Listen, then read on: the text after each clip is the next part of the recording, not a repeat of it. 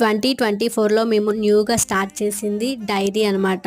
Dairy means మేము savings ఏం చేస్తున్నాము, లయబిలిటీస్ ఎంత కడుతున్నాము, ఇవన్నీ నోట్ చేసుకోవాలి అని. 2022 వరకు మేము లయబిలిటీస్ కడుతూనే ఉన్నాము. 2023 వచ్చేసరికి గోల్డెన్ డేస్ అని చెప్పాలి కొద్దిగా మా లైఫ్లో.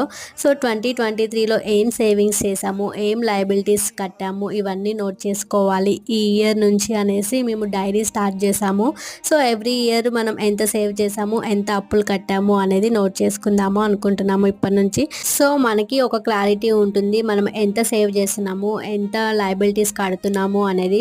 ఒక చిన్న మార్పుతో ఎవ్రీథింగ్ విల్ చేంజ్ అంటారు కదా.